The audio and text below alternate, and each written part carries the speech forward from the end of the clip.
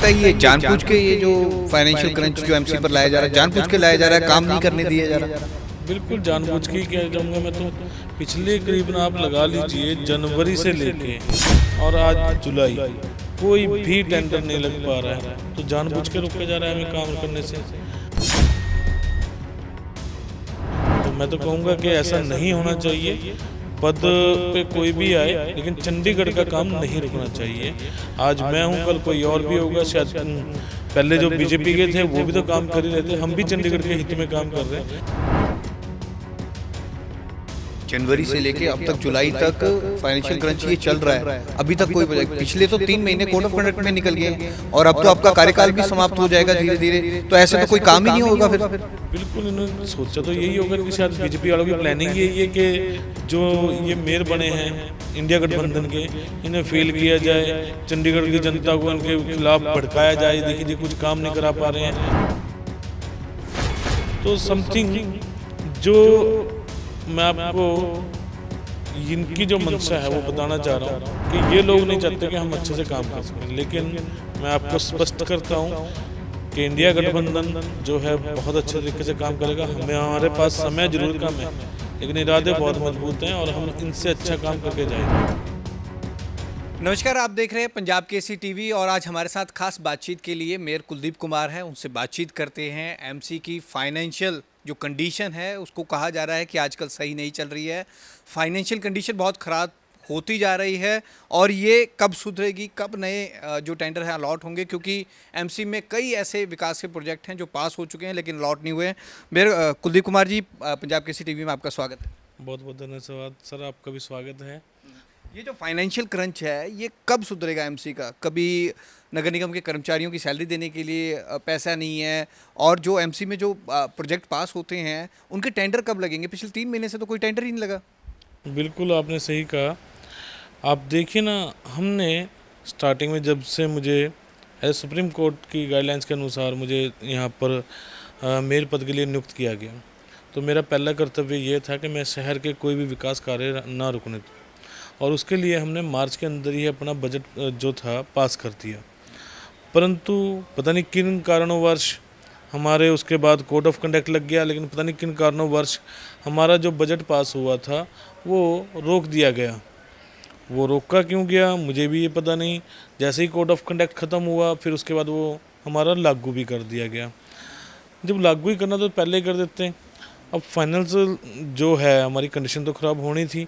अब इतना revenue generate हम नहीं कर पा रहे थे जितना हमें लोगों की सैलरी भी देनी होती है। हमारे 11,000 एम्प्लॉयज़ भी, उनकी सैलरी भी देनी है और भी बहुत से काम थे, हम टेंडर वगैरह भी लगाने थे।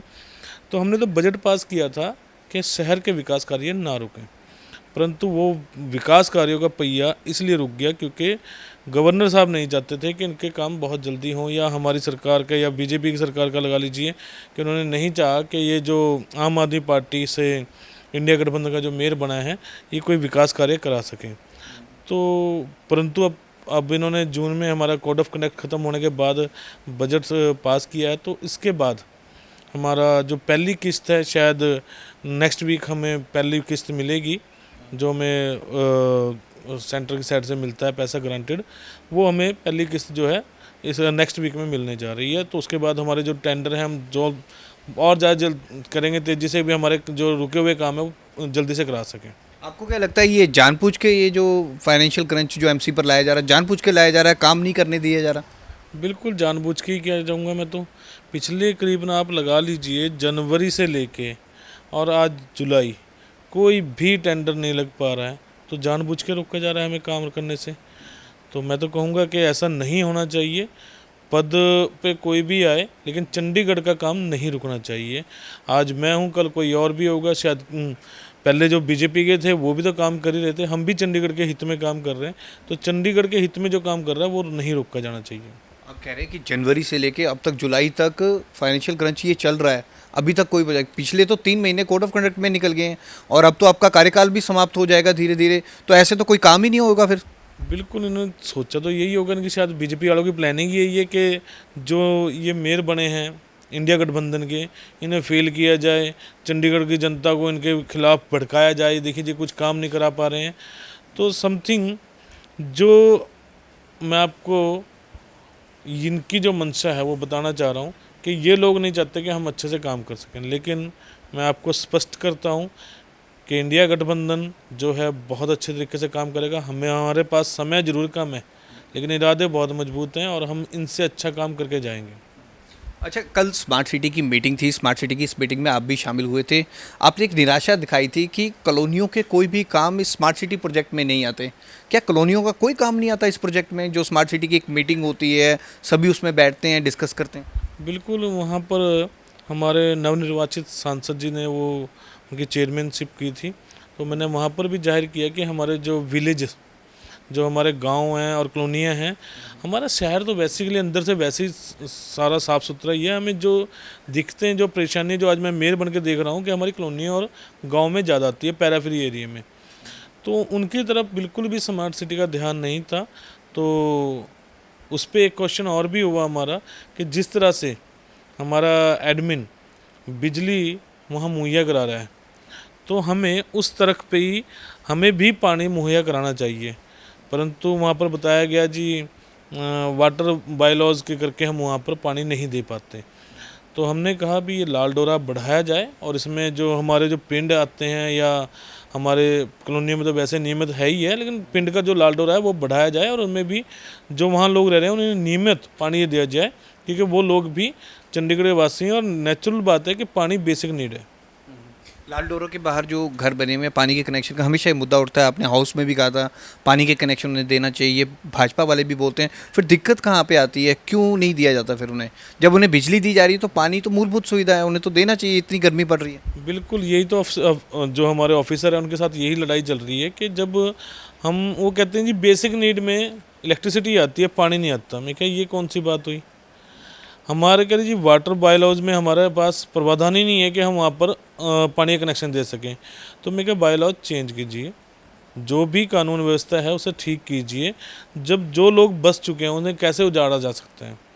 जो लोग बस चुके हैं, अपनी पूरी ज़िंदगी भर की कमाई लगा चुके हैं, तो उन लोगों को अब हर सुविधा दी जानी चाहिए, क्योंकि वो चंडीगढ़ के वासी हैं। उनके ration card, voter card, something सारे पासपोर्ट वगैरह सब कुछ बने हुए हैं, तो वो कोई पाकिस्तानी तो है नहीं कि अब उन्हें पानी का कनेक्शन नहीं देंगे हम। तो ये चीज़ें थोड़ी सी है तो इश्यूज़, और इन पर भी डिस्कस चल रही है। अच्छा मेरे साहब, सफाई व्यवस्था को लेकर लगातार सवाल उठ रहे हैं। अगले महीने स्वच्छता सर्वेक्षण की टीम आनी है, हमारा रैंक और सुधरे इसको लेकर तो काम होता है, लेकिन सफाई व्यवस्था बिल्कुल चरमराई हुई है। गाँव में भी आपने सफाई के टेंडर किए हुए हैं, करोड़ों के ये टेंडर हैं, लेकिन सफाई व्यवस्था उस हिसाब से नहीं। क्या आप संतुष्ट हैं सफाई व्यवस्था से? नहीं, बिल्कुल। मैं ये कहूँगा कि कुछ एरिया जो हमारे हैं सेक्टर में, उनमें मैं संतुष्ट हूँ, लेकिन हमारे पैरापेरी एरिया में सही तरीके से सफाई नहीं हो रही है। और दूसरा, आप देखेंगे कि जो नॉर्दर्न एरिया हमने जो लॉयन कंपनी को दिया हुआ है, उसमें तो बुरा ही हाल है, और इतना बुरा हाल है कि आज अमर उजाला में उसकी खबर भी लगी है। तो मैं जल्दी विजिट करके, और जो ये ऐसे कॉन्ट्रैक्टर हैं जो अपने काम को संजीदा से नहीं कर रहे हैं, इन्हें मैं गुजारिश करूंगा मैडम अंदिता मित्रा जी से, हमारे कमिश्नर जी से, कि ऐसे कॉन्ट्रैक्टर को ब्लैकलिस्ट किया जाना चाहिए जो हमसे पैसा भी ले रहे हैं और उसके बाद काम भी सही ढंग से नहीं कर रहे हैं। और जो गाँव में टेंडर किया था वो सफाई व्यवस्था भी नहीं हो रही। गाँव के लोग भी बहुत असंतुष्ट हैं। वो तो कह रहे हैं कि पहले जो अच्छी थी सफाई व्यवस्था, अब तो जो ये टेंडर किया इसमें तो बिल्कुल भी सफाई नहीं हो रही, कूड़ा उठता ही नहीं है। बिल्कुल, अगर वहाँ पर भी ऐसी कोई समस्या आ रही है, अगर मेरे संज्ञान में नहीं आया, अगर वहाँ भी ऐसी कोई समस्या आ रही है तो उसे भी ब्लैकलिस्ट किया जाना चाहिए। अगर ऐसे हमारे कॉन्ट्रैक्ट आके हमारे चंडीगढ़ शहर को हम ऐसे गंदा नहीं होने देंगे, क्योंकि अगर कॉन्ट्रैक्टर इस तरह से चलेंगे तो हमें भी उन्हें ब्लैकलिस्ट करना पड़ेगा, क्योंकि ब्लैकलिस्ट करे बगैर ये नहीं मानेंगे। एक दो कॉन्ट्रैक्टर सही लाइन पे लाने के लिए एक दो कॉन्ट्रैक्टर को हम ब्लैकलिस्ट करना पड़ेगा। अच्छा मेरे साहब, ये जो सफाई की गाड़ियाँ आती हैं कूड़ा उठाने, ये प्रॉपर नहीं आ रही। लोग बड़ी नाराज़गी जता रहे हैं कि 2-2, 3-3 दिन कभी गाड़ी नहीं आती, कभी आती है तो पीछे पीछे से निकल जाती है। हर सेक्टर में, हमने छप्पंजा में भी किया था, 35 में भी ये प्रॉब्लम है, ये और सेक्टरों में भी आ रही होगी। ये गाड़ी प्रॉपर क्यों नहीं आती है? क्या इनका सब कुछ तो ऑनलाइन है, सिस्टम इनकी हाजिरी ऑनलाइन लगती है, फिर ये गाड़ी प्रॉपर कूड़ा क्यों नहीं उठाती हैं? देखिए, मेरे संज्ञान में भी तब आया था जब छपंजा में हमारे जो साथी मुनवर जी हैं उन्होंने एक कंप्लेंट की थी। उसके बाद मैंने तुरंत उस पर कार्रवाई करते हुए वहाँ के जो सेंट्री इंस्पेक्टर हैं और एचएस वगैरह हैं सबको बुला के उनसे बात की कि ऐसा नहीं होना चाहिए दोबारा, और दोबारा से ऐसी कोई कंप्लेंट आनी भी नहीं चाहिए मुझे। तो उस बारे में मैंने संजीदा से कहा है, अगर ऐसा कोई ड्राइवर बिना मतलब के गाड़ी घुमाता मिल गया तो भी हम उसे नौकरी से बर्खास्त करेंगे, या हमारा डोर टू डोर कोई भाई जो है काम करने में आनाकानी करता है तो हम उसका भी साथ MOU जो हमारा हुआ है उसे पहली बार हम वार्निंग देंगे, लेकिन उसके बाद हम नहीं बख्शेंगे। अच्छा, एनफोर्समेंट में इंस्पेक्टरों की भर्ती होनी थी, पिछली बार मुद्दा उठा था, क्या वो भर्ती प्रक्रिया शुरू हो गई है? क्योंकि एनफोर्समेंट में इंस्पेक्टर की कमियां हैं, कई जगह जो अवैध कब्जे किए हैं लोगों उनको उठाने में कमी आ रही है, तो ये वो भर्ती होगी? बिल्कुल भर्ती तो होगी, लेकिन हमारा थोड़ा सा फाइनेंशियल सिस्टम थोड़ा ठीक हो जाए, फिर उसके बाद हम सोचेंगे, क्योंकि अभी तो हमारे पास फाइनेंशियल प्रॉब्लम बहुत ज़्यादा है। तो हम उन्हें रखने के बाद उनकी सैलरी वगैरह भी तो देनी है, तो सैलरी वगैरह कहाँ से देंगे? थोड़ा फाइनेंशियली ठीक हो जाए तो ज़रूर उनकी भर्ती दोबारा स्टार्ट की। अच्छा, आपके वार्ड की बात करें, डड्डू माजरा में स्पेशली आप हर बार डंपिंग ग्राउंड का मुद्दा उठाते आए हैं। लोगों को पिछले दिनों यहाँ पे बहुत दिक्कत आई है, लीचड़ यहाँ पर गिरा हुआ है, आपने सफाई भी कराई है, लेकिन कई लोग उसमें फिसल के गिरे हैं और घायल भी हुए हैं। क्या काम चल रहा है और आप इस काम से खुश हैं? अब कूड़ा उठ रहा है प्रॉपर?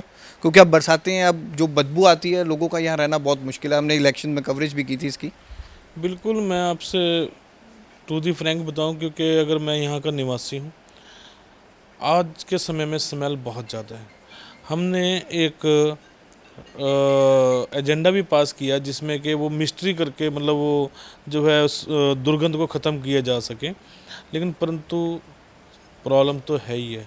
जहाँ पूरी चंडीगढ़ के शहर का कूड़ा गिरता हो वहाँ प्रॉब्लम ना हो, ऐसा तो हो नहीं सकता। लेकिन जिस तरह से तेज़ी से काम चल रहा है, तो मुझे लगता है कहीं ना कहीं आने वाले समय में शायद डड्डू मारे के भी अच्छे दिन आएंगे, और ये जो कूड़े का पहाड़ जो आपको दिख रहे हैं ये भी ख़त्म होंगे, और अच्छा यहाँ सिस्टम बन सकेगा।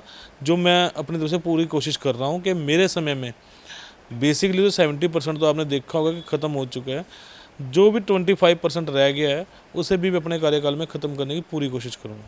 ठीक है। बहुत बहुत धन्यवाद।